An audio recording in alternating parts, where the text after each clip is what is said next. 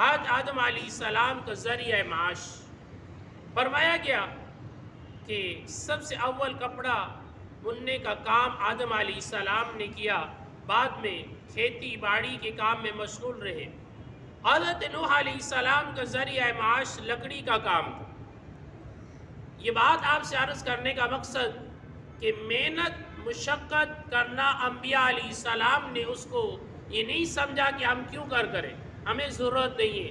آج کا نوجوان، آج کے لوگ محنت مشقت سے کتراتے ہیں، کوئی کام کرنے کا کہو تو کہتے ہیں عزت ضائع ہو جائے گی، عزت پر فرق آ جائے گا، ہم یہ کام کیوں کریں جو ہمارے لیے مناسب نہیں ہے۔ تو یہ بات عرض کرنے کا مقصد انبیاء علیہ السلام کو جو بھی معاش کے اعتبار سے کام ملا اسے کیا۔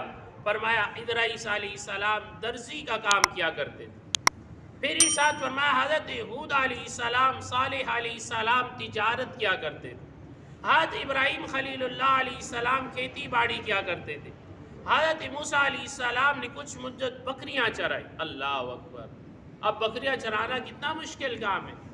پھر ارشاد فرمایا حضرت داؤد علیہ السلام زرع بناتے تھے، اور اللہ تعالیٰ نے آپ کو بادشاہت بھی عطا کی، اور اپنا رات کے وقت اپنا بیس بدل کر رعایا کے پاس جایا کرتے تھے، پوچھا کرتے تھے بھلا بتاؤ تمہارا بادشاہ کیسا ہے۔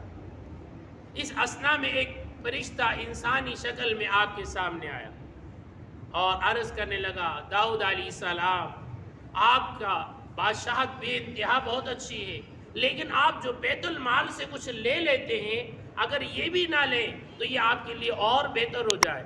اب رب کی بارگاہ میں آپ نے دعا کی پاک پروردگار معاش کے یعنی کھانے پینے کی ضرورت کو میں کس طرح پورا کروں، تو اللہ تعالیٰ نے آپ کو زرع بنانے کا حکم ارشاد ہوا، اور آپ زرع بنایا کرتے، اپنے ہاتھ کے ساتھ لوہا کو موڑ کر جو جی چاہتے اس سے بنا ڈالتے، اور اس میں 3 ایسے کیا کرتے تھے، ایک ایسا اپنے لیے رکھا کرتے تھے، ایک ضرورت مندوں میں تقسیم کر دیا کرتے تھے، ایک ایسا فقراء پر مساکین میں تقسیم کر دیا کرتے تھے۔